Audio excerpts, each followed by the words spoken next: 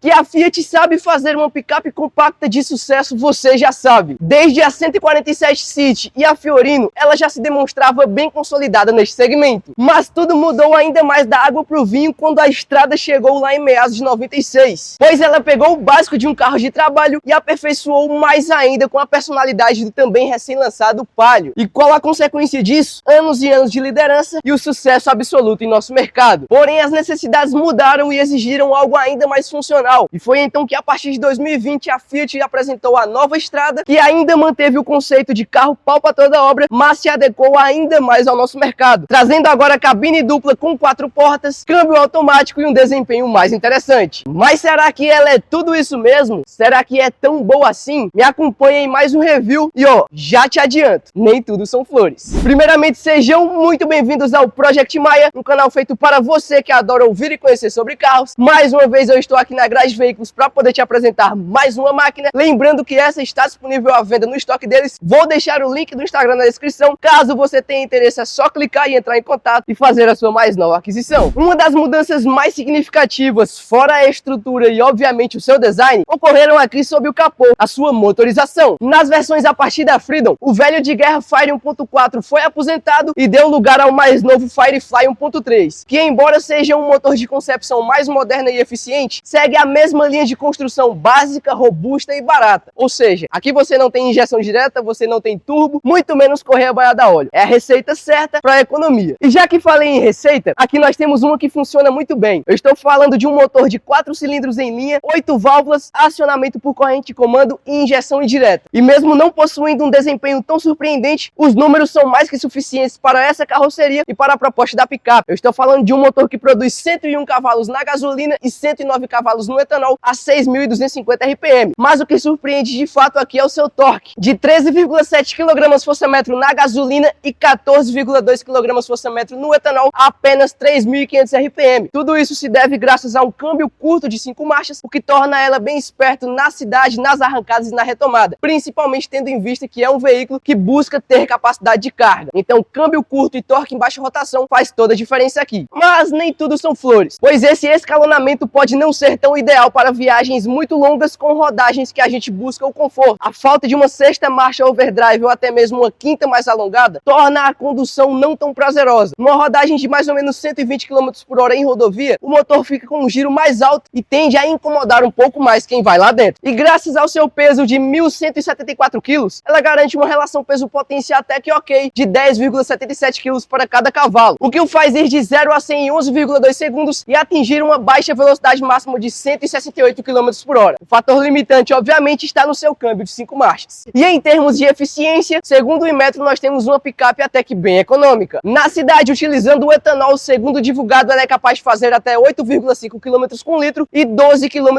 com litro utilizando gasolina. Já na rodovia o cenário é melhor, mas não tanto, com médias de 9,2 km com litro no etanol e 13,2 km com litro na gasolina. Tudo isso com um tanque de 55 litros. E em termos de design, vocês percebem que nós temos a mistura de alguns conceitos já conhecidos aqui. A semelhança com a Fiat Toro é inegável e um quezinho de Fiat Mobi é proposital, pois a partir dessa nova geração nós temos um carro baseado na plataforma do Mobi, o que pode até ter trazido avanços em design, mas não trouxe avanços estruturais, e esse é um ponto que muitos consumidores batem na tecla da Fiat, a segurança estrutural dos carros. Começando aqui pela parte frontal, um dos fatores visuais mais chamativos sem sombras de dúvidas é o seu conjunto óptico. Nós temos faróis em Full LED nessa versão, divididos aqui em duas parábolas, sendo uma delas para o farol baixo e a outra para o farol alto. Temos a assinatura em LED DRL aqui e a seta halógena aqui embaixo. Um fator curioso é que quando você liga a seta, ele não apaga o DRL como acontece em outros carros. Isso aí eu acho um ponto bem interessante. E aqui na parte inferior nós contamos ainda com farol de neblina, porém em lâmpada halógena, mas que compõe muito bem o design dessa frente. Aqui na parte mais inferior temos ainda um skid plate prateado, temos aqui o logotipo da Fiat bem grande junto com a gravatinha e um acabamentozinho cromado que traz um charme bem bacana. Ela possui bastantes linhas vincadas e retilíneas e eu acho isso um ponto positivo, dá um ar mais agressivo pro carro e traz um ar de ele ser um pouco mais caro também. E um dos pontos que mais chama a atenção aqui e foi muito elogiado é justamente a segunda fileira de portas, tornando ela uma picape compacta de 4 portas, nadando de braçada em relação a Saveiro, que ainda oferece uma carroceria de 2 portas e muita gente, a maioria dos consumidores, já tem essa preferência por picapes de 4 portas. Isso aqui foi um ponto revolucionário para a Fiat, sem sombra sombra de dúvidas. Falando nas rodas, aqui na versão Vulcano nós temos essas rodas em liga leve com acabamento diamantado muito bonitas, calçadas em pneus 205/55 aro 16. Já em seu conjunto estrutural nós temos o básico. Aqui na parte frontal nós temos suspensão independente do tipo McPherson, junto com freios a discos ventilados com ABS e EBD. E aqui na parte traseira nós temos um velho conhecido das picapes da Fiat. Eu estou falando, é claro, dos feixes de mola, que proporcionam muito mais durabilidade e aguentam muito mais o tranco em relação a carregar peso. Isso faz com que ela ganhe em capacidade de carga, até mesmo de picapes grandes, como por exemplo o Ram 1500, e acaba tornando o custo de manutenção muito mais barato. Mas, ponto negativo para o conforto, esse tipo de suspensão tende a pular muito mais. E os freios traseiros, obviamente, são a tambor, também com ABS e distribuição eletrônica de frenagem. E um fator interessante também é o seu vão livre do solo. Nós temos uma picape com 21 centímetros de vão livre, o que torna uma altura muito boa, principalmente em relação às estradas que nós temos em nosso Brasilzão e também em relação à carga de peso. Quanto mais peso você colocar, mais ela vai baixar, então essa altura um pouco elevada faz diferença. Já aqui na parte traseira, nós temos um design bem mais simplificado, bem chapadão inclusive, mas que ainda se permanece bem bonito. As lanternas traseiras lembram um pouco a da Fiat Toro, mas são bem simples. O seu conjunto é todo em lâmpadas halógenas e ela possui esse filete preto que chama bastante a atenção. Aqui nós temos a versão do carro, junto com o logotipo da Fiat e o nome dela, no caso Estrada. E aqui na parte inferior nós temos a presença de sensor de estacionamento integrados no para-choque. Já aqui na parte superior, junto do puxador, nós temos a presença de câmera de ré, uma câmera de ré bem ampla que produz uma qualidade bem ok. E um dos principais fatores para quem vai comprar uma Fiat Strada está aqui, a sua caçamba. Mas antes eu quero falar na tampa traseira, que além de ser bem levinha mesmo, a Fiat declara que ela suporta até 400 kg parado, ou seja, dá para se sentar tranquilamente e até mesmo carregar alguma coisa. Já em termos de caçamba, nós temos 844 litros de capacidade e uma carga útil de 650 kg, ou seja, ela cabe muita coisa e aguenta muita coisa também. A sua suspensão de feixe de molas está aí para provar. Mas mesmo possuindo 2,73 m de entre-eixos, a condição aqui na parte traseira é simplesmente essa. É um carro que possui uma cabine muito apertada, justamente por partilhar da plataforma do Mobi, que tem as suas limitações em termos de tamanho, e também por dividir esse entre-eixos com a capacidade de carga ali na caçamba. A gente acaba ficando bem apertado de verdade, e não só porque esse banco está todo recuado, mas sim todo o espaço aqui é muito compacto e faz realmente você se sentir em um Fiat Mobi. Na minha opinião, isso é um dos pontos negativos desse carro, embora tenha essa proposta de 5 lugares e 4 portas, e seja também uma picape compacta, já conhecida como a Estrada, o fator espaço decepciona bastante. Junto com isso, a gente entra também no fator estrutural. É um carro que possui notas baixas em segurança, a galera bate muito nessa tecla e até agora não tivemos melhoras estruturais. Creio que teremos que aguardar por uma nova geração. O espaço para os joelhos é nulo, tô raspando 100% aqui nos bancos. Para os pés é até confortável, mas acaba apertando um pouco nessa região. O teto me sobra até que um bom espaço, mas ele tem um caimento assim, o que faz parecer que você fica um pouco mais comprimido. O espaço lateral também não é muito desejável, mas até que dá para ir. Se for uma viagem aí com crianças a bordo, dá para ir tranquilamente. Nesse sentido, não tem o que se apavorar em relação ao espaço. Já se for adultos, vai todo mundo raspando no outro aqui. Outro fator que decepciona aqui é o quão espartano é o seu acabamento de modo geral. Em 2021, a versão Vulcano era topo de linha e você acaba se frustrando um pouco com a qualidade dos materiais, justamente por possuir a versão mais completa. Anos depois chegou a Range com um refino um pouco maior, mas ainda seguiu essa linha básica de materiais aqui. Na parte traseira nós temos tudo em plástico,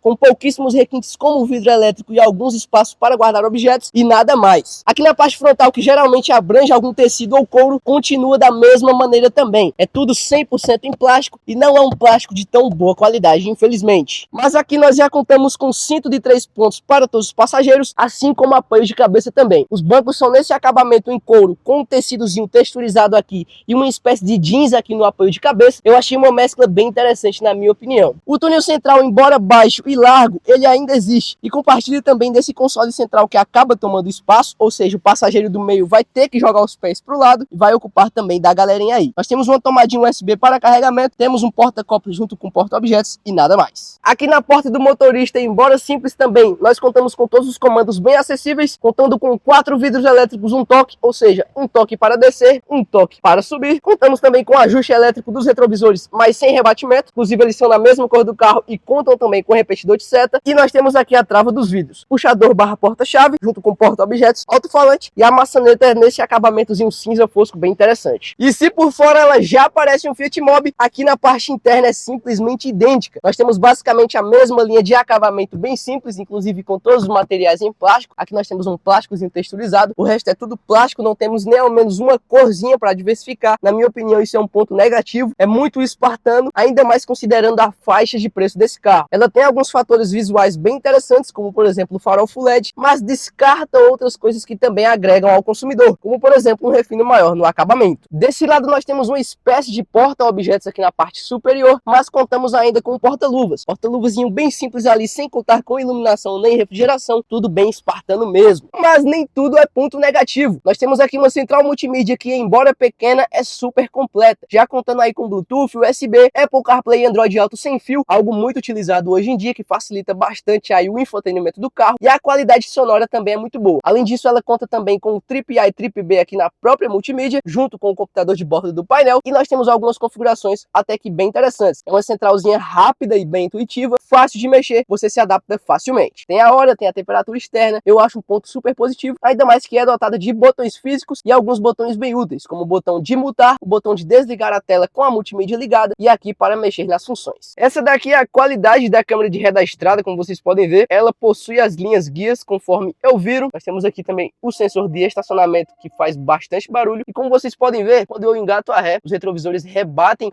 pois ele possui a função tilt down ali no retrovisor do passageiro. Isso aí é um ponto bem interessante. Aqui na parte superior nós temos algumas funções pormenores, como por exemplo ligar ou desligar o farol de neblina, ligar ou desligar a luz da caçamba, o pisca-alerta, e esse TC+ aqui é o controle de tração plus. Ele meio que serve como uma vetorização de torque, seria meio que como aquele locker lá que tinha nas Palio Wicked das antigas. Aqui é um controle de tração mais agressivo. Nesse outro botão nós temos o botão para ligar ou desligar o sensor de estacionamento. Isso aí é bem útil inclusive. O seu ar-condicionado é simples, nós só viríamos ver ar-condicionado digital em estrada na versão lente, mas de certa forma está aqui com botões físicos bem úteis aí. Aqui nós temos um porta-objetos junto de dois porta-copos, temos tomadinha USB para carregamento e auxiliar para mídia, e aqui nós temos também uma tomadinha 12 volts para carregar alguma coisa. A manopla do câmbio de 5 marchas, como vocês podem observar, são engates bem longos até, difícil de você errar uma marcha, mas não são tão precisos quanto deveriam. Característico dos carros da Fiat, não tem muito o que dizer. Nessa parte inferior nós contamos aqui com outro porta-objetos, freio de mão convencional e o restante que vocês já viram ali. E o seu painel, embora ofereça o mesmo layout do Fiat Mobi, nós temos informações ainda mais completas. Aqui na parte esquerda contamos com conta-giros, velocímetro marcando até 200 ao redor do computador de bordo, temos o medidor de combustível. Já na parte central nós temos o computador de bordo e dá aqui informações como, por exemplo, velocímetro digital e odômetro total, além de média de consumo aqui, temos também a autonomia restante e o horário ali em cima, e nós temos outras informações, como por exemplo aqui em Info Veículo, onde eu consigo acessar a temperatura do líquido de arrefecimento, ponto muito útil inclusive, sensor da pressão dos pneus, temos aqui horas do motor, temos também a temperatura externa, onde eu consigo variar entre graus Celsius e graus Fahrenheit, e nós temos também outros menus bem interessantes, um menu focado em trip para você que gosta de consumo, e aqui nós temos a distância, o consumo médio, velocidade média